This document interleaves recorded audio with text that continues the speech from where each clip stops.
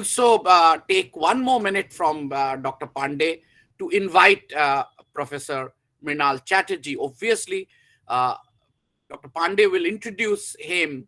Yes, that is his prerogative. But since I'm there, I could not, have, could not resist myself from saying hello to at least Professor Mrinal Chatterjee. Uh, Professor Chatterjee has been a very, very eminent journalist. He has practiced journalism and he has taught journalism both for a considerable period. He's an established writer and he has organized and spearheaded trainings on development journalism to various sectors, development sectors, international sectors, government sectors, and all. So, sir, we know that you are always with us. And this time also you have kindly agreed. And we look forward to your presentation, which I know that it will be very, very good. So welcome. Welcome, sir. Yes, Thank over to Dr. Pandey.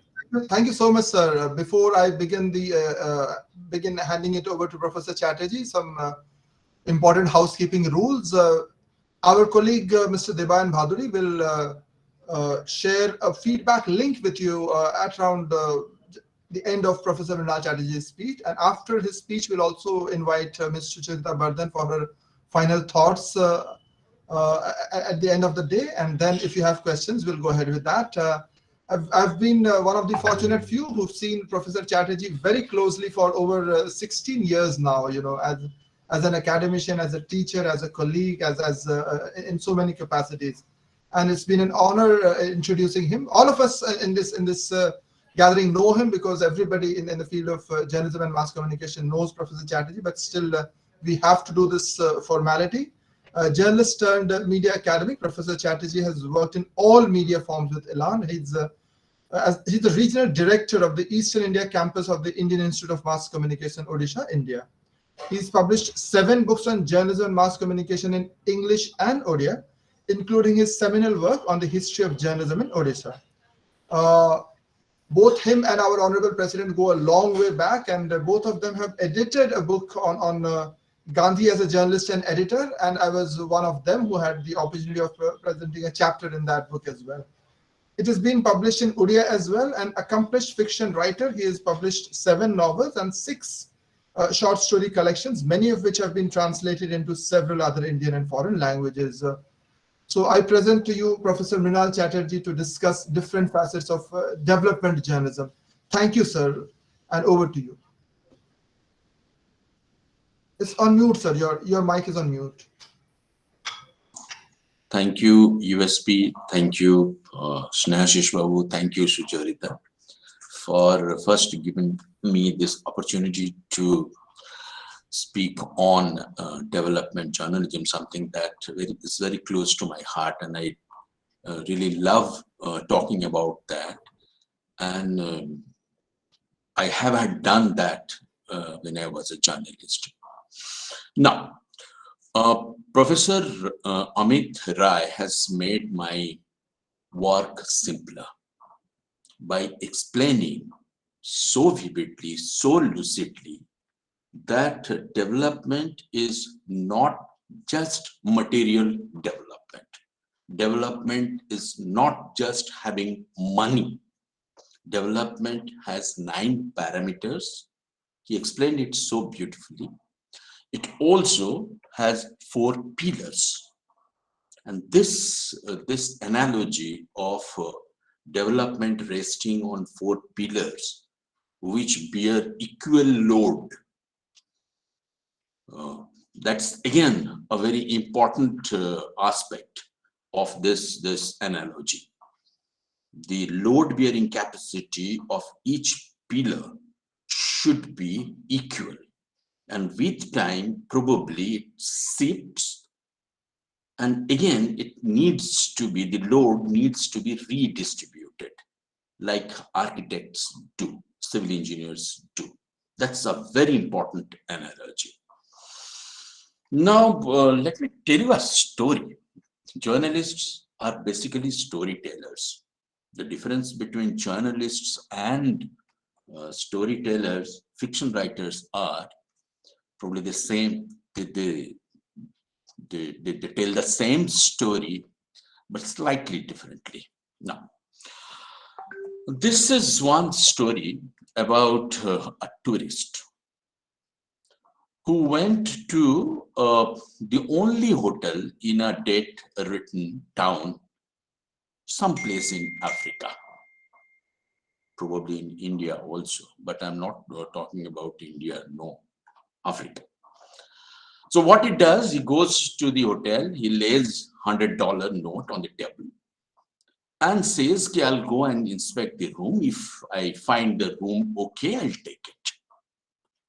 The hotel owner, mind you, it's a ridden town. So the hotel owner takes that note and he rushes to pay the debt that he had on the butcher. He pays $100 to the butcher because he had supplied meat. Now the butcher in turn again runs to his supplier. It's a poultry farm. So he runs to his supplier to pay off the feed. Now this businessman who used to supply feed, he gets $100 and goes to pay the prostitute who serviced him on credit.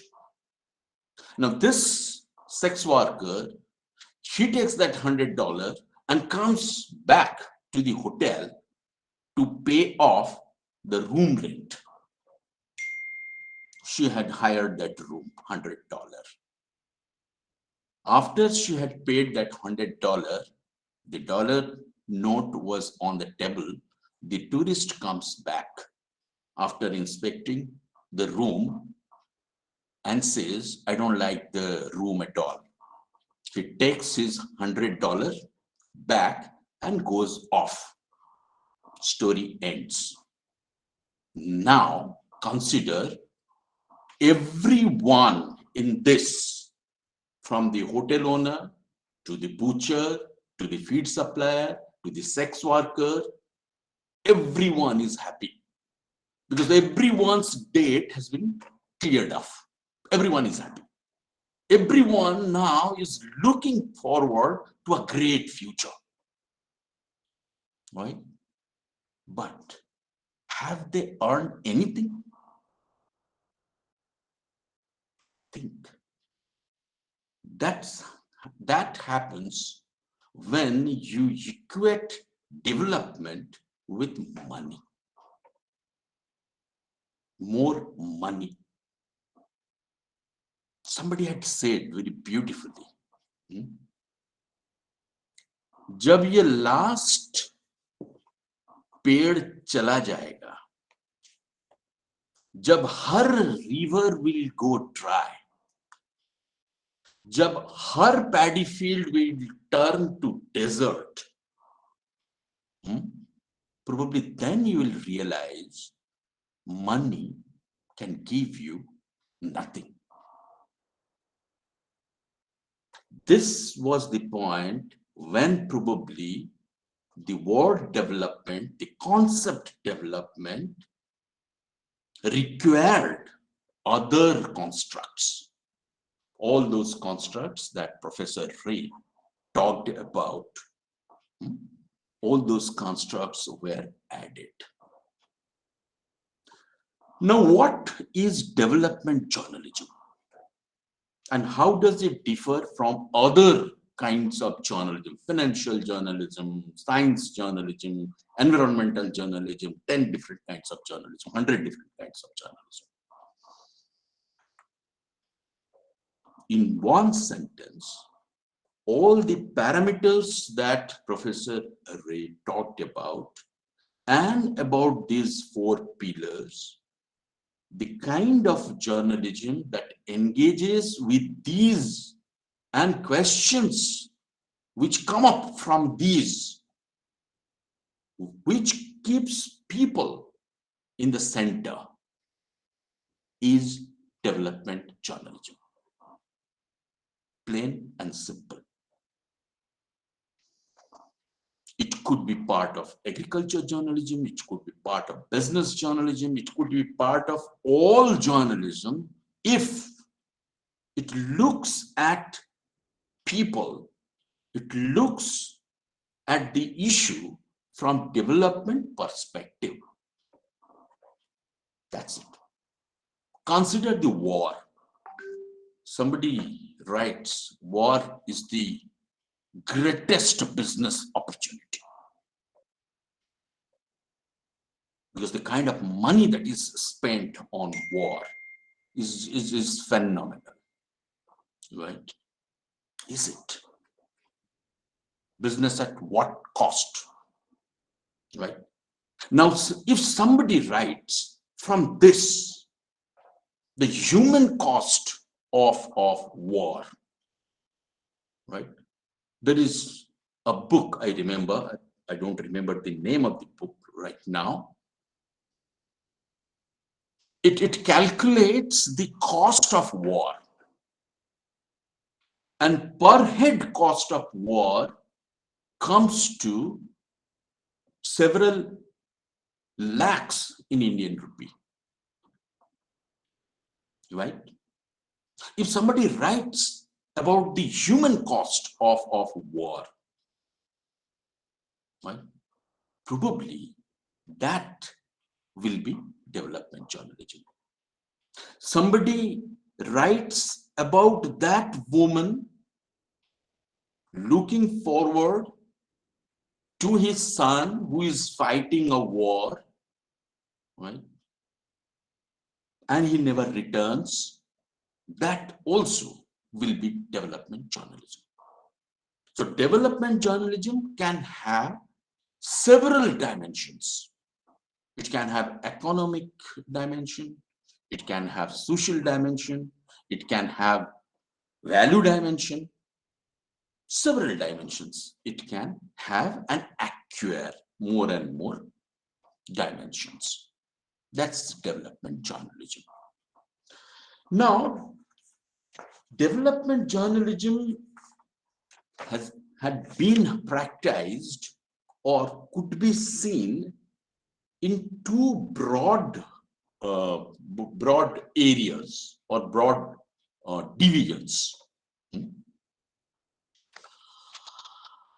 Two different types of journalism you also can say. The first type of development journalism, it attempts to document the condition within the country so that the larger society can understand it. It's exploratory. Right? It involves travel to remote area. It involves talking to people whose voice is not heard properly. It's like giving voice to the voiceless. It's what Khabar Lahariya is doing.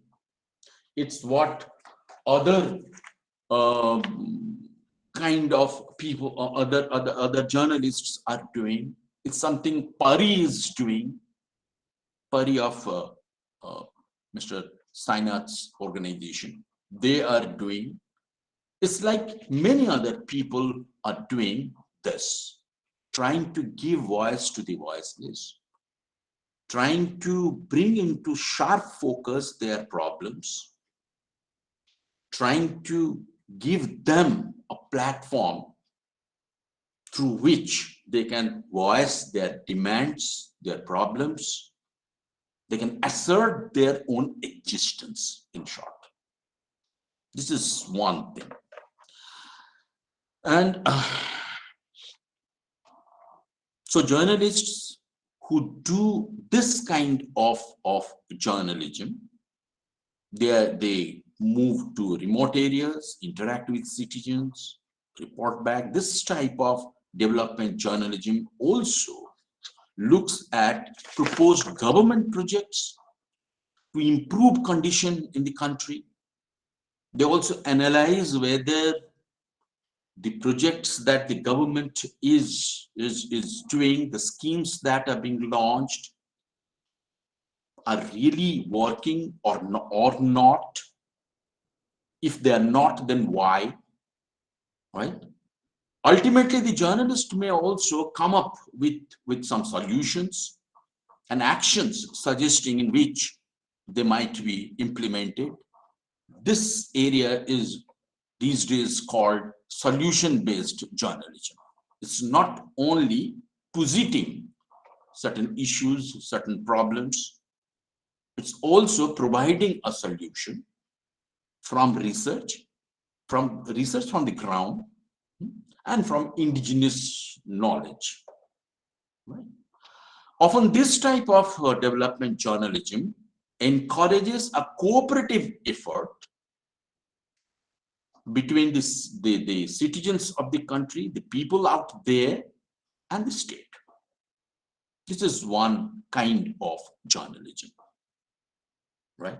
The second kind of journalism, which is also development journalism, they kind of try to work with the government to take the development messages to the people,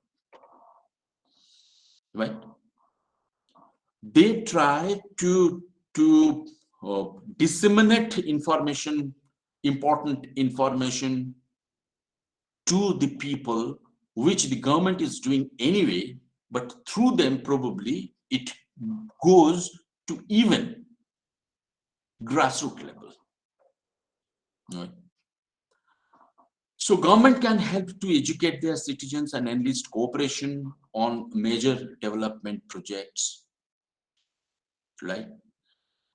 But there is a caveat to this kind of journalism, which tries to work hand in hand with the government schemes, government programs and all. The caveat is it can restrict freedom of speech for the journalists. There is a caveat. I'm not saying in all cases this happens. In most of the cases, probably it doesn't. However, there is a slim chance of restriction of freedom of speech. You may rephrase it and call it responsible journalism. You may call it, but there is that slim chance, slim threat. Threat is the wrong word, chance. Now, probably journalists would be told not to report on certain issues, probably because the government would feel that it would impact the development of the nation, development of the society, probably. The journalists might feel otherwise. So this is the second type of journalism, which goes hand in hand with government programs and all. Programs, thinking, work, etc. But if done properly and with right intention, both types of development journalism can work as a tool for social justice. Both can work as a tool for empowerment. Right. Professor Ray was talking about the role of media in the domain of values, right kind of value education, right kind of value education. Right. Yes, it can work in that area as well. So, development journalism can be a tool for social justice. Development journalism can be a tool for empowerment. Development journalism can also work for value education. So therefore, development journalism is an important area of journalism. Now, coming back to the requirement of development journalism, I feel that all good journalism do have constructs of development journalism within that. And this development journalism that we are talking about, which traces its root in 60s in Philippines, probably has footsteps long before in Mahatma Gandhi's writings. The way Mahatma Gandhi did his journalism also had constructs of what we presently call development journalism. He wrote in his autobiography, and I quote, "One of the objects of a newspaper is to understand popular feeling and to give expression to it.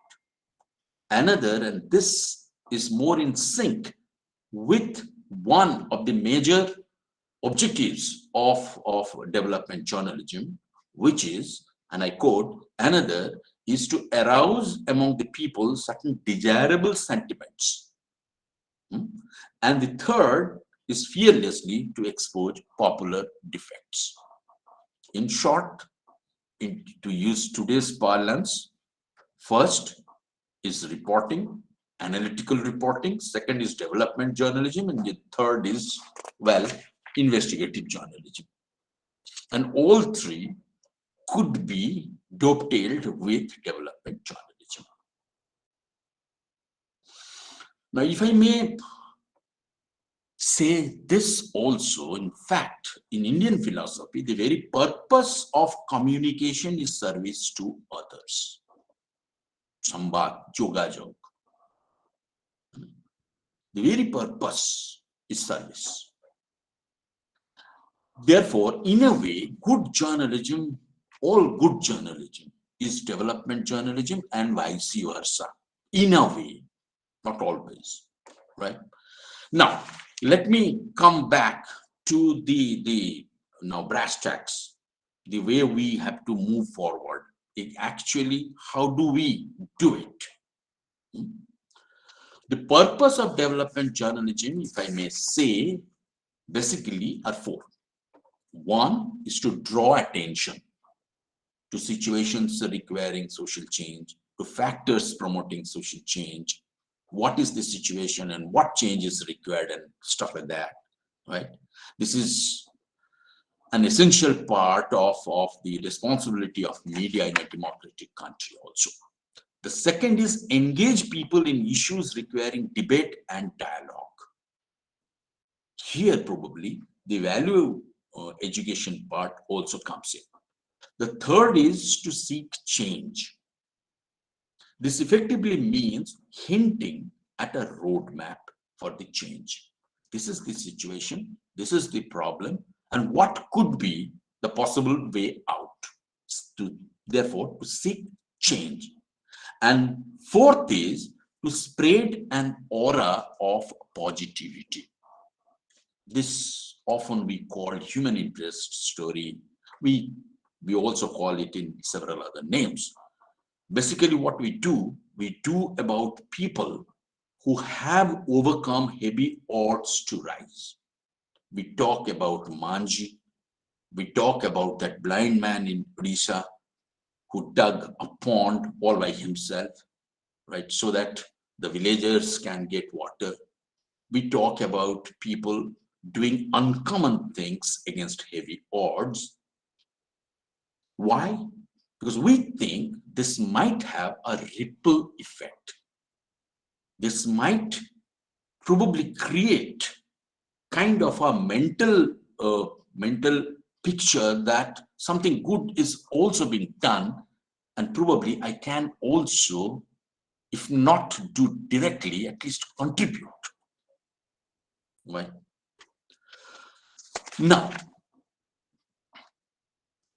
there are 2-3 questions which I need to engage with quickly. Who will practice development journalism? Is it the work of only the mainstream journalists? or journalists of mainstream newspapers, big television channels? The answer is definitely not. Along with mainstream news media, if mainstream news media takes it up, then it's very good, because they have larger reach, right? But as Sainath points out in his very critical essays, right, in mainstream news media, only 0.67% of news of rural area is found. I may not agree with the percentage and the way Mr. Sainath has come up with these percentage points, but the fact is, yes, rural India feels neglected in mainstream news media. There might be 10 different reasons, maybe some of them valid, but this is the situation. So therefore, along with mainstream news media, maybe alternative news media, and these days, in the days of digital ecosphere, the ultra-local media, hyper-local media can also contribute. Think what Khabar Lahariya did. See what Radio Namaskar is doing in Konark area of Odisha. See the people who are doing fabulous work in Maharashtra, in rural Maharashtra, right? It could be done. It is being done. It could be done. Now that it again leads me to the last part of my deliberation. What exactly we need to do? What are the special education that we need to have? Do we need to have some special skills to practice development journalism? I'll come to that in a while.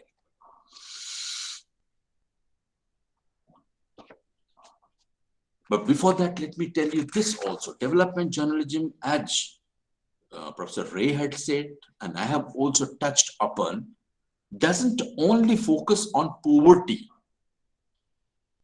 Poverty is a major area to which development journalism will focus, of course.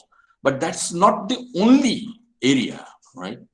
There are all parts of human life.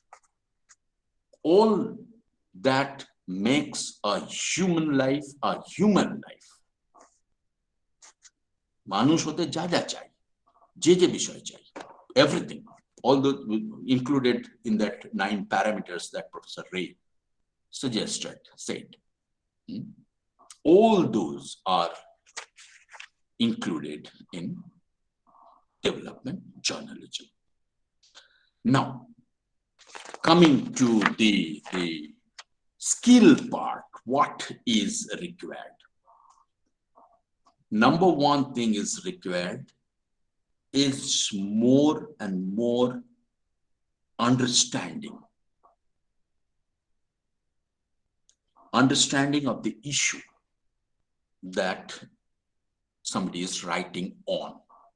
If you have not understood the issue, the helicopter kind of journalism will not hold water here. So one, understand the issue. B, give facts, loads of facts, data. But keep in mind, right, data can also lie. Data can also give you half-truth. There is a beautiful book now by Rukmini S, recently published, Whole Numbers and Half-Truths. In this, Rukmini, a data journalist herself, gives you examples of how interpretation of data, right, if it is not done in the right context and without understanding, it could lead to wrong results. Let me give you just one small example. Somebody has to cross a river. She asked somebody, his height is say 5 feet 6 inches, right? He asked somebody, can I cross this river Will I drown somewhere? Unfortunately, he asks the person that he asks is a statistician, right? So he tells you that the river at the bank is 2 feet. Max, the depth is say 8 feet. And so the average is about 4 feet. Average depth of this river is 4 feet. The man who is 5'6", he thought that I'm 5'6", I can cross. He went in and drowned. He drowned because he didn't analyze the data properly. He didn't think that at the bank it's 2 feet and at the middle it's 8 feet, right? So wrong interpretation of data could lead to wrong results. Second point is, if you conceal vital data, if you don't look at the vital data, right, then also you will come to wrong conclusion. And this could be done deliberately. Remember Ashwatthama Hato Iti Gojo. Drona died, right? Because he was told that Ashwatthama is dead. Ashwatthama Hato. Right? Yudhishthir said Ashwatthama Hato Iti Gojo. Ashwatthama, who is an elephant, has died. But Krishna suppressed that part with loud banging of dhols and all. So Drona could hear only Ashwatthama Hato. Ashwatthama is only son. Was his son? Only son. He left his bow and arrow, and at that point Krishna asked Arjuna to kill him, and he was killed. Right? So again, important thing about data. So whenever you are doing stories based on large amount of data, remember this. There is another book on this. It's called How to Make the World Add Up. It's by 10 Rules for Thinking Differently About Numbers. It's by Tim Harford. Same thing. Right? Same thing. So we need to consider data very carefully. Without data, probably we cannot establish something. Without large data, probably we cannot point out at certain trends. So data is important. But what data? Using data at the right context is important. So first is understanding the subject. Second, understanding how do you use data. And third and important thing is storytelling.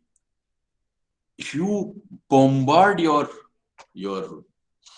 readers, your viewers with numbers, right? At the end of the day, numbers dehumanize. At the end of the day, development journalism is about human. Development journalism is about all living beings, not only human beings. Development journalism is about living life peacefully. Development journalism is about coexistence. Development journalism is about sustainable coexistence, right? And to make it interesting, so that people will come and read your story, you have to be a good storyteller. You need to pick up the tricks of the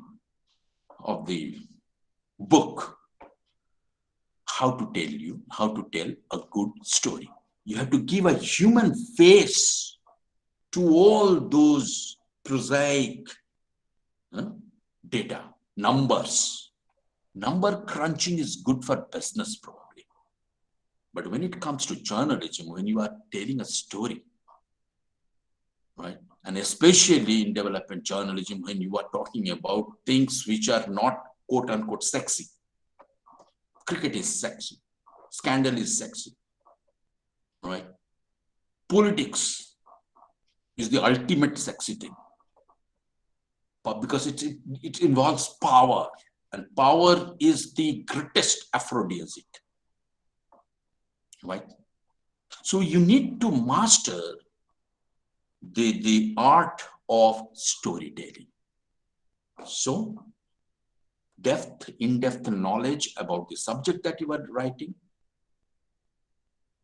knowing how to use numbers, knowing how to tell a story, and last but not the least is empathy.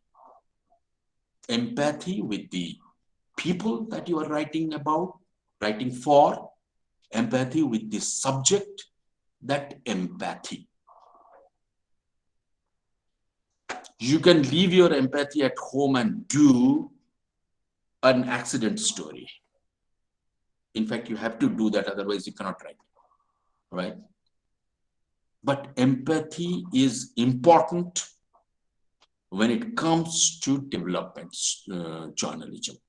And empathy is different from sympathy, right?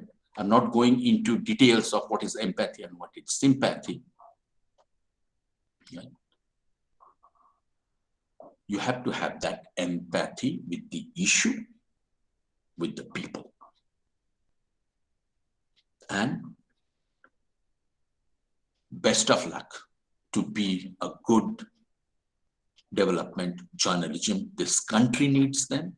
Humanity needs them. This planet, which till now is the only one in which we can live, needs you. Thank you so very much. Thank you so much, sir, for this address. Now I invite questions from the participants, and very soon one of our colleagues will be sharing the feedback link. And before that, if you have questions on development journalism, how to teach development journalism or anything like that, you can please go ahead. Just raise your hands and unmute yourself and ask the question.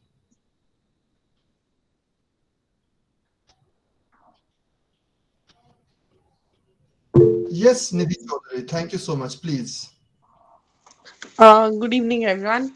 Thank you for such a wonderful FDP. First of all, as a media educator, I often face this challenge as a teacher that, you know, we cannot motivate students to, take up the field of development journalism because they think that, the system is too corrupted, or it is always about negative stories which will break. So how do we motivate them to do some positive stories in development journalism? That's one part of my question. Second part of my question is that they always, say that why development journalism is limited to certain arenas, and why, as Indian audience or readership, we are not going beyond those certain stereotypical topics or conventional topic. As you also mentioned, that we find certain thing more hot cakes which are selling in terms of development journalism. So how do we work upon that? Two things, Nidhi, to be quick. One is how to motivate these students, right? Right. Practically ask them to listen to Mr. Shainath. He's a great speaker. He can motivate. Or second, you can ask them to listen to my videos as well. Third, give them, right, instances of good development stories. Ask them to read good development stories. And tell them that development stories do not mean writing about poverty. Aha, bechare ora ki koshtote ache. It's not only that, right? It's also writing about different things, right? People are talking about cinema. If you write about the body doubles, that also probably will lead to good human interest story, right? People think that writing on, say, art It's not development journalism, right? But if you find out people who do modeling, for the art students, write about them. So you have to be innovative to find out stories in areas, right, which you think cannot have any scope for development journalism. If you give them 10 examples like this, I'm sure they'll be interested to do this, right? Second part of your question is, certain areas, they think that these are the areas, you have to write about the slum people, you have to write about this, you have to write about this. No, move beyond.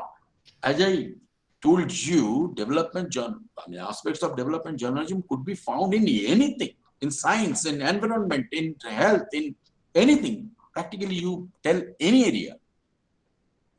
Think about the 9 parameters that Professor Roy mentioned, and those 4 pillars that he so beautifully told you about, right? So it practically encompasses all aspects of human life. If you can tell them this, I'm sure they'll be interested. Thank you, Nidhi. Thank you so much, sir.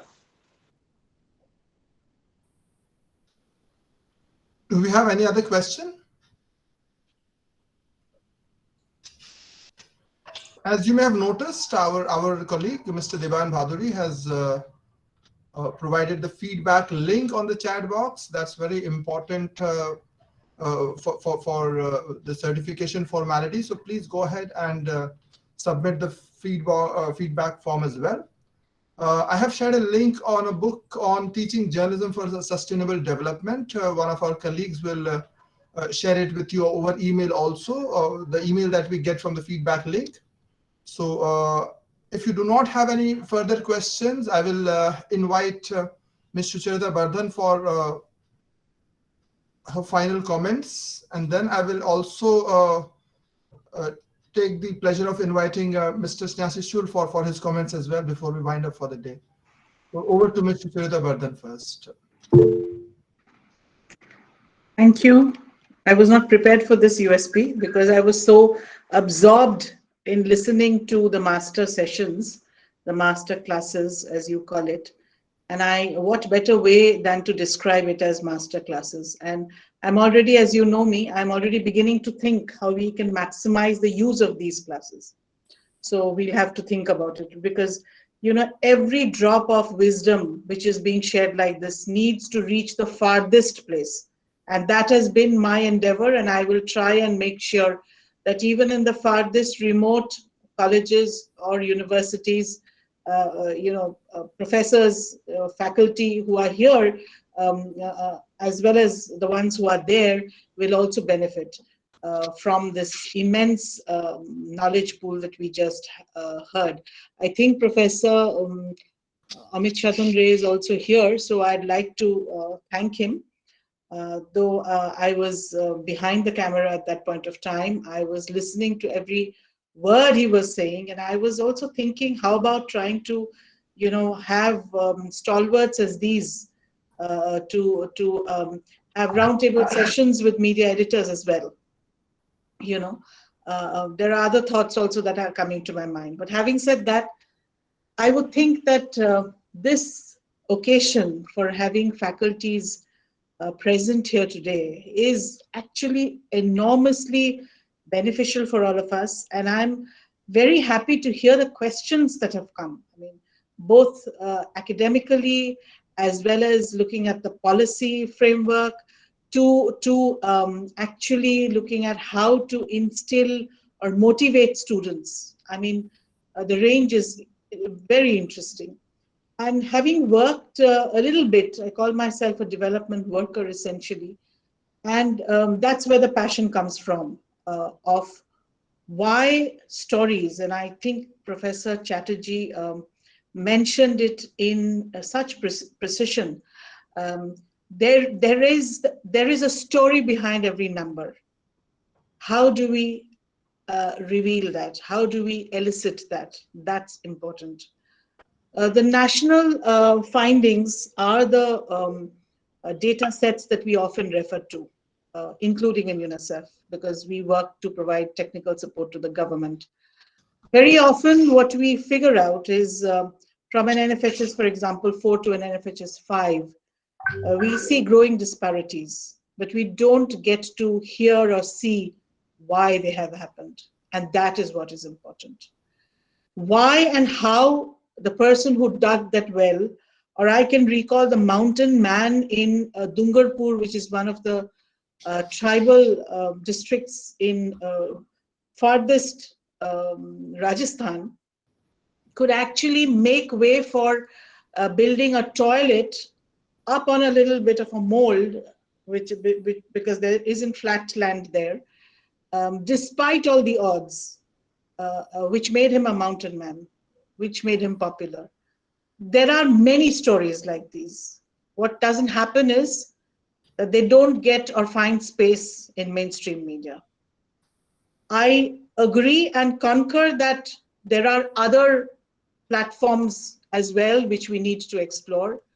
But I'm personally also of the opinion, and this is something that I also place to the editors of all our frontline media houses.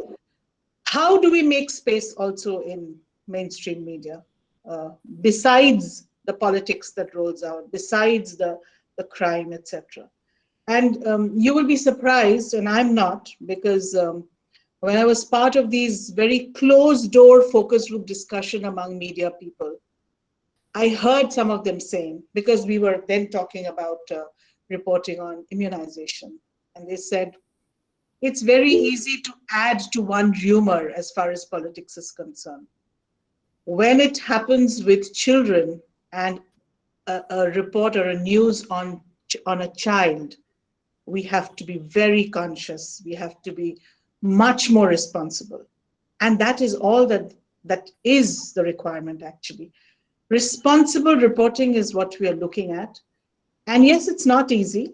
I have had, and many of us know them, bureau chiefs who have said that it's not always difficult either. Your editor may not be taking the same story twice, but if you are making for a very appealing story, that's exactly what Professor Chatterjee said, the storytelling bit of it, then not only the editor himself, but it becomes, from a district, it becomes a national news. And you'll be surprised that something like a breastfeeding policy, which was written out in Rajasthan, not because we were trying to, kind of publicize it, but because a very important piece of work had been done, was picked up by the Guardian. What I'm trying to focus here is that faculties, for me as well, are one of the pivots, because once they go out into the professional arena, with or without training, they are reporters. They have to get into a system.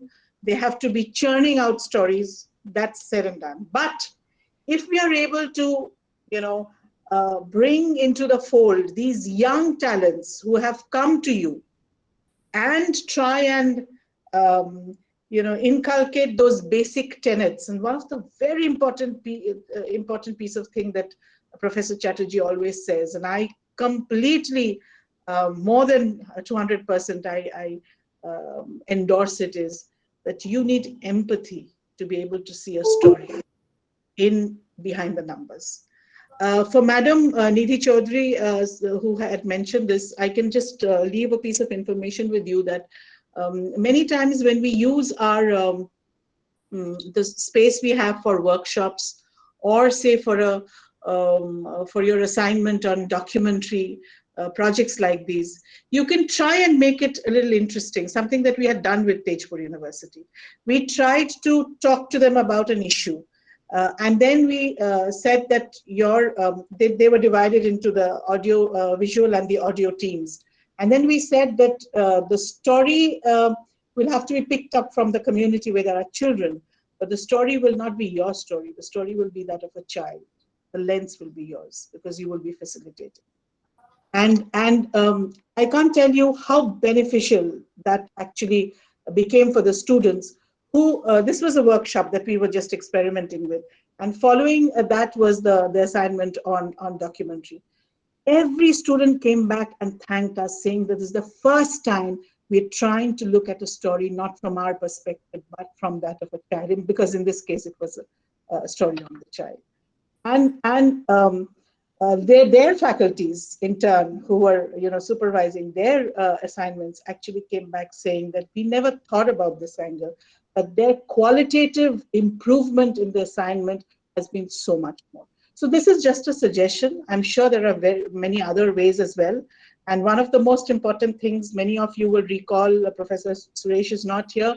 Mrinal, you were also probably there when I was, and I think USP also, when I kept on focusing on pedagogy, because that is also very important. And I think somewhere I always feel responsible that till we are done, we are not trusted. So we'll have to continue with our passion and try and see where we can take this. Thank you very much. Thank you so much. Thank you so much, Ms. Sucharita Vardhan. And of course, I mean, this is something we will take it forward. The maybe a 3-day session on pedagogy itself, which probably is very, very important. I mean, especially for a session like training of trainers.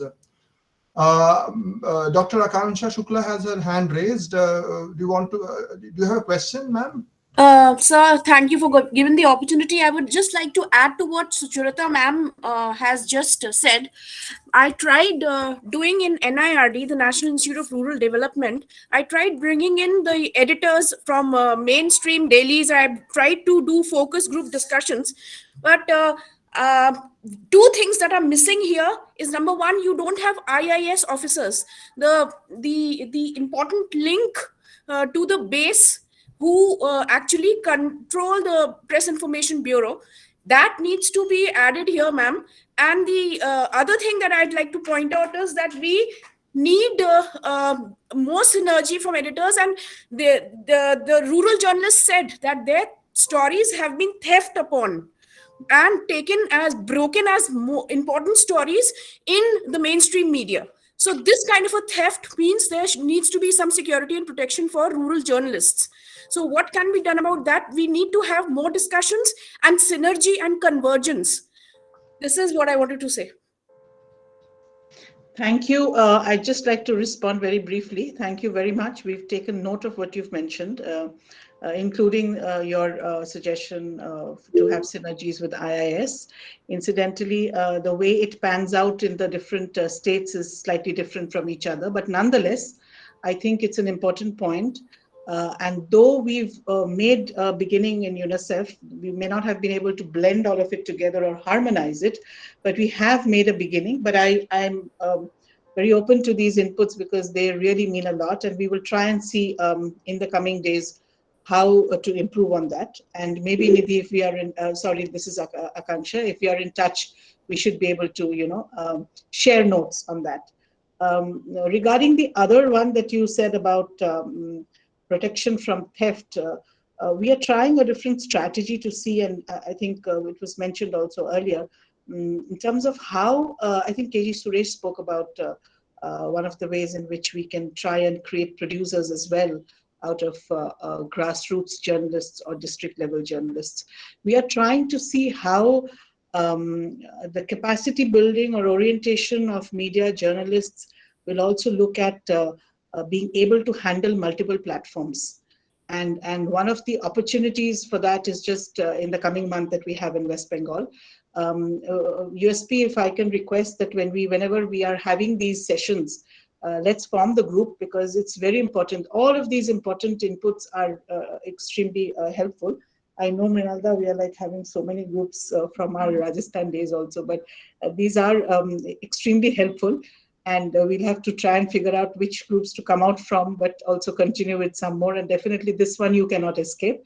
And Professor Rai, if I can request you also, in all humility, because we need a little more of stalwarts, economists, social scientists, political scientists also in our group, so that we continue to be able to reflect on that as well.